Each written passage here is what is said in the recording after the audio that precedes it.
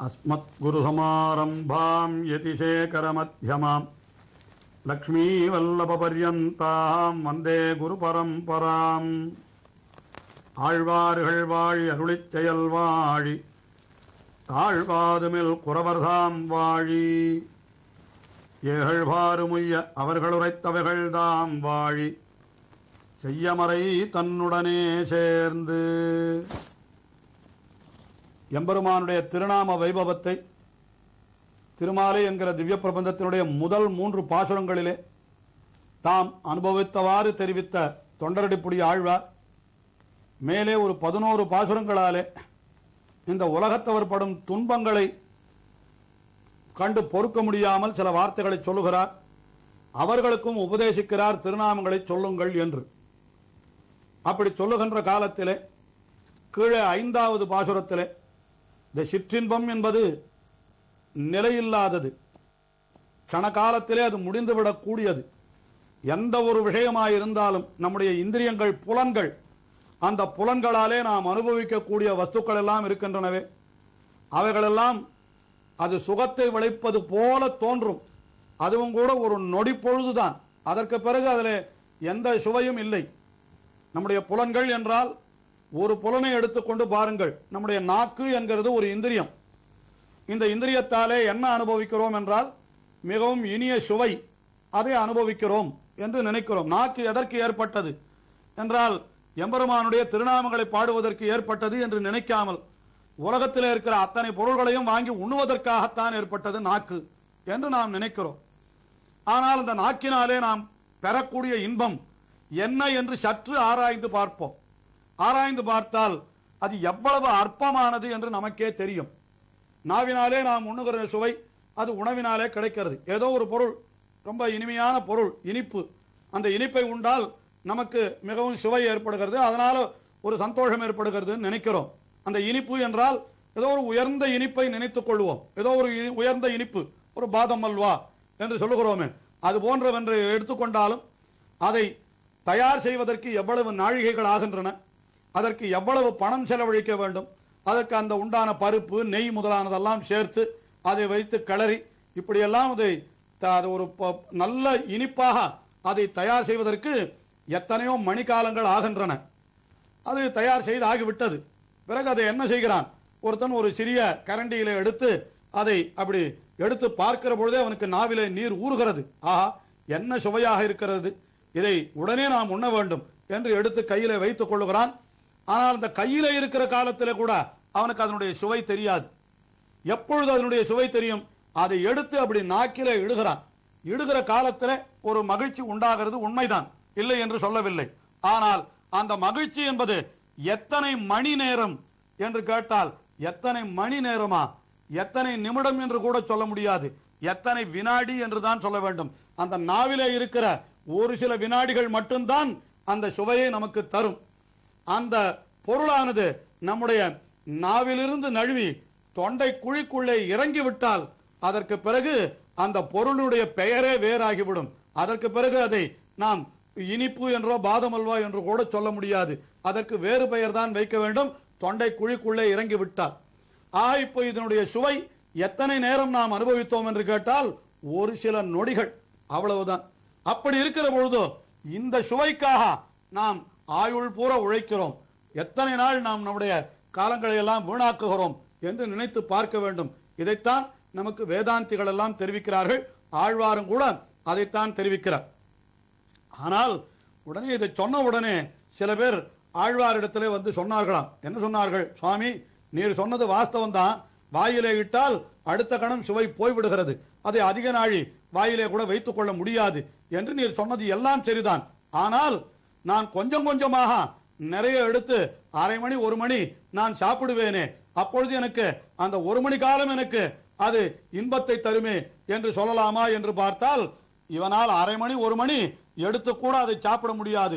அவ்வளவு சாப்பிட்டால் என்ன ஆகும் என்றால் அது இவனுடைய உடம்பிக்கே ஆகாது. அதனாலேதான் வள்ளுவர் சொன்னது இதற்கும் சேர்த்தே என்று நாம் கொள்ளலாம். யா காவாராயினும் நா காக்கா என்றார். நாக்கை கட்டுப்படுத்த வேண்டியது சொல்லுக்கு மட்டுமல்ல, நாம் உண்ணுகிற உணவுக்கும் கூட. அப்படி காக்கா விட்டால் என்ன ஆகும் என்னால் சோகாப்பர் என்று சோகத்தை வியாதியைத்தான் அடைவர் என்று சொல்லும்படியாக இதுதான் நடக்கிறது. அது மட்டுமல்ல, இன்னொன்று சொல்லுகிறார். எத்தனையோ இன்பங்கள் உலகத்திலே இருக்கிறது, அதை அனுபவித்துக் கொண்டு நாங்கள் உலக இன்பம் என்பது ஒன்றுதானா, பல இருக்கிறதே என்று சொன்னானாம் அந்த மனிதன். உடனே ஆழ்வார் சொல்லுகிறாராம், பா, இன்பங்கள் பல இருக்கின்றன என்பது வாஸ்தவம்தான், ஆனால் அத்தனையும் அவை இருக்கும், அத்தனையும் அனுபவிப்பதற்கு நீ இருப்பாயா என்று கேட்டாராம். அப்படி என்றால் என்ன என்றால், இன்பங்கள் உலகத்திலே இருந்து கொண்டிருந்தாலும் அத்தனையும் அனுபவிப்பதற்கு நமக்கு உடம்பிலே சக்தியும் கிடையாது, சக்தி இருந்தாலும் நமக்கு ஆயுளும் கிடையாது. அந்த பொருள்கள் எல்லாம் அப்படியே இருக்கிறது. ஆனால் இவன் எல்லாவற்றையும் சேர்த்து வைத்து விட்டு கடைசியில இவன் திடீரென்று ஒரு நாள் மரணமடைந்து விடுகிறான். அப்பொழுது அந்த வஸ்துக்கள் அப்படியே இருக்கிறது, ஆனால் அனுபவிப்பதற்கு இவன் தான் இல்லை என்ற நிலை ஏற்படுகிறது. ஆகையினாலே இந்த உடல் என்கிறது எப்பொழுது விழும் என்று நமக்கே தெரியாது. ஆகையினாலே என்ன செய்ய வேண்டும், உடல் நன்றாக இருக்கும் பொழுது அந்த எம்பெருமானை நாம் நெஞ்சிலே நினைக்க வேண்டும் என்று அதைத்தான் இந்த பாசுரத்திலே தெரிவிக்கிறார். மரஞ்சுவர் மதில் எடுத்து மறுமைக்கே வறுமை பூண்டு புறஞ்சுவர் ஓட்டை மாடம் புரளும்போதறிய மாட்டீர். சுவராகி நின்ன அரங்கனார் காட்செய்யாதே புறம் சுவர் கோலம் செய்து உள்கவ்வ கிடக்கின்றீரே. இந்த உலகத்திலே இருப்பவர் மனிதர்கள், அதாவது இறைவனிடத்திலே வராமல், பகவானிடத்திலேயே வராமல் உலகத்திலே தெரிந்து கொண்டிருக்கிறார்களே, அவர்களை பார்த்து சொல்லுகிறார். அவர்கள் எப்படிப்பட்டவர்கள் என்றால், மரம் சுவர் மதிலெடுத்து என்கிறார். மரம் என்றால் அதர்மம், அதாவது அறம் என்கிற சொல்லுக்கு எதிர்ப்பதம் மரம். மரக்குடி அறம் செய்ய கெடும் என்றெல்லாம் கூட சில தமிழ் பாடல்களை எடுத்து வியாக்கியானத்தில் கூட காட்டுகிறார்கள். அதாவது அறம் என்றால் தர்மம், நன்னெறி, அந்த நன்னெறிக்கு எதிர்ப்பதம் மரம், அதுதான் தீநெறி. ஆஹா, இப்படி நன்னெறியிலே இவன் சிறிதும் செல்லாமல் தீய நெறிகளிலேயே செல்லுகிறானாம். என்ன செய்கிறான் என்றால், அதை தனக்கு ஒரு மதிலாக கொள்ளுகிறான் என்கிறார். மதில் என்றால் என்ன, பிறர் யாரும், அதாவது அரசர்கள் மதில் கட்டுவார்கள் தங்களுடைய கோட்டையை சுற்றி. எதற்காக என்றால், பகைவர்கள் யாரும் உள்ளே வந்து விடாமல் இருப்பதற்காக மதிலை கட்டுகிறார்கள். அதுபோல இந்த தீய நடத்தை உடையவர்கள் என்ன செய்கிறார்கள் என்றால், தங்களுடைய தீய நடத்தையே தங்களுக்கு மதிலாக கொள்ளுகிறார்களாம். அதுதான் ஏதோ தங்களை காக்க போகிறது என்று நினைத்து. இதனாலே என்ன ஆகிறது என்று கேட்டால், நல்லவர்கள் கூட இவர்களிடத்திலே வந்து இவர்களுக்கு உபதேசம் செய்து நல்லறிவு கொட்டி இவரை திருத்திக் கொள்ளக்கூட முடியாமல் போய்விடுகிறது.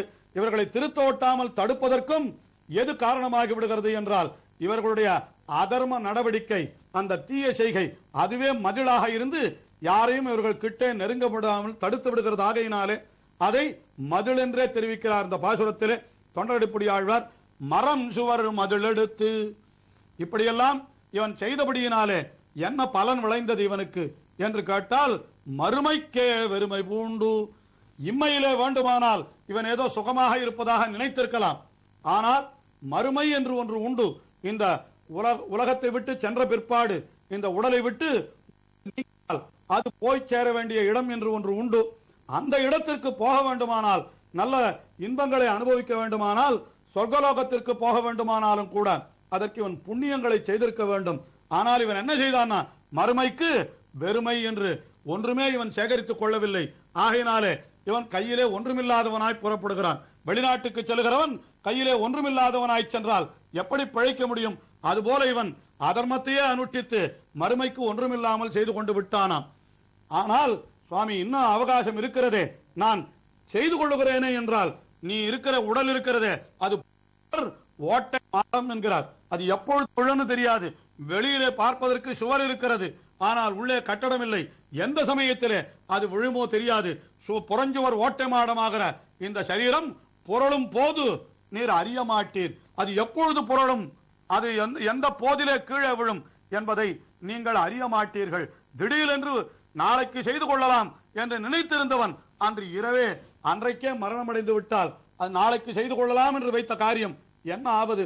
ஆயினாலே நீங்கள் அப்படி செய்ய, என்றைக்கு இது சரீரம் கீழே விழுமோ தெரியாது என்றார். அப்ப என்ன செய்ய வேண்டும் என்றால், அரஞ்சுவராகி நின்ற அரங்கனார். அறம் சுவர் என்னால் தர்மமாய் சுவராக இருந்து கொண்டு நம்மை ரட்சிக்கிறவர் ரங்கநாதர். அதாவது நமக்கு இந்த மரம் சுவரை தகர்த்து விட்டு நாம் எந்த சுவரை கொள்ள வேண்டும் என்றால் அறம் சுவரை கொள்ள வேண்டும். இப்படிப்பட்ட சுவர் தான் நம்மை ரட்சிக்குமே தவிர அந்த சுவர் நம்மை ரட்சிக்காது. அது யார் என்றால் அரங்கனார் என்ற அரங்கனார் தான் தர்மமே வடிவெடுத்தவர், சாட்சாத் தர்மஹா என்று அவனைத்தான் நாம் சொல்ல வேண்டும். அப்படிப்பட்ட அரங்கனார், அவருக்கு ஆட்செய்ய வேண்டும். அப்படி ஆட்செய்யாமல் புறஞ்சுவர் கோலம் செய்து புல்கவ்வ கிடக்கின்றீரே. இந்த உடல் இருக்கிறதே, இதற்கு எல்லாரும் என்ன செய்கிறார்கள்? வேண்டிய அலங்காரங்களை செய்கிறார்களாம். இதற்கு எத்தனை அலங்காரங்கள், அதற்கு என்று கடைகளிலே எத்தனை பொருள்கள் விற்கின்றன. அதைத்தானே நாம் எத்தனை விளம்பரங்களிலே பார்க்கிறோம். அது அத்தனையும் வாங்கி இந்த அழியக்கூடிய உடலுக்கு இத்தனை சிசுருஷைகளை செய்கிறார்கள். ஆனால் இதெல்லாம் என்னன்னு கேட்டா புறஞ்சுவர் கோலம் என்கிறார். அதாவது புத்த நல்ல உள்ளே வீடு பெருச்சாளி அறுத்து பாழைந்து கிடக்கிறது. அங்கே ஒருத்தரும் போய் குடியிருக்க முடியாத அளவுக்கு அது இடிபாழாய் கிடக்கிறதாம். ஆனால் என்ன செய்தானாம் ஒருத்தன், வீட்டினுடைய முன்பக்கத்திலே மட்டும் நன்றாக வெள்ளையடித்து அதற்கு வர்ணங்களிலே அடுத்து தோரணமும் கட்டி வைத்து அலங்கரித்து வைத்தானாம். இதனால் என்ன பிரயோஜனம்? வெளியிலே புறந்தோற்றத்தை அலங்கரித்து விட்டால் உள்ளே இருக்கிற இடம் வாசயோக்கியமாய் இல்லாவிட்டால் இவன் என்ன அலங்காரம் செய்து என்ன பிரயோஜனம்? அதுபோலத்தான் இங்கே ஆழ்வார் கேட்கிறார், உள்ளே இருக்கிற ஆத்மா, அதற்கு வேண்டியதை நீங்கள் செய்யாமல் வெறும் சரீரத்தை மட்டும், உடலை மட்டும் அலங்கரித்து என்ன பயன்?